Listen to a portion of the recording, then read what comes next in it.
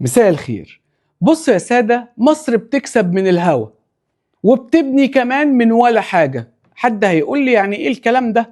بص يا سيدي، في ناس لحد دلوقتي مش فاهمة ازاي الدولة بحجم مصر كانت بتشتري كهرباء بمليارات الدولارات كل سنة، تقوم انت فجأة تبني أكبر مشروع نووي في أفريقيا والشرق الأوسط وتقفل ملف الطاقة ل100 سنة قدام. الموضوع بسيط يا سادة، لأن مصر عندها إدارة وعندها كلمة وعندها مشروع قومي كل خطوة فيه محسوبة. طب إيه حكاية القرض دي اللي هيتبني بيها المفاعل؟ هو إحنا ناقصين ديون؟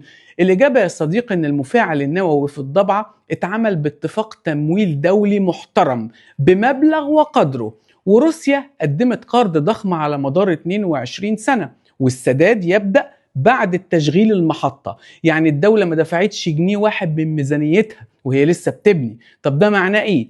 معناه ان المشروع نفسه هو اللي هيسد القرض، والدولة مش هتدفع ولا دولار واحد، وهيطلع لك كمان انت مكسب واحتياطي طاقة من غير ما تستنزف ميزانية الدولة. طب ايه اللي مصر هتكسبه؟ رقم واحد، هتكسب طاقة ثابتة 24 ساعة، مش شمس بقى تغيب ولا رياح تقف، لا ده كهرباء نووية ثابتة أرخص وأنظف وأقوى. رقم اتنين، توفير مليارات الدولارات كنا بندفعها كل سنة في استيراد الطاقة، لأن المحطة لوحدها هتوفر لمصر مليارات الدولارات من أول يوم تشغيل.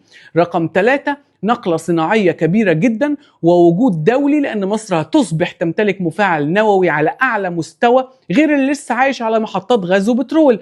رقم أربعة، تنمية منطقة كاملة حوالين الضبعة، ومصانع واستثمارات ومدارس وعشرات الآلاف من الوظائف. باختصار يعني مصر بتبني من غير ما تستنزف نفسها ولا تستنزف ميزانيتها، لأن المشروع بمجرد ما يشتغل بفضل الله هيرجع ثمنه ويجيب مكسب ويغطي الطاقة لحد أحفاد أحفادنا. ده الفرق بين إدارة بتخطط وإدارة كانت بتطفي النور وبتقطعه.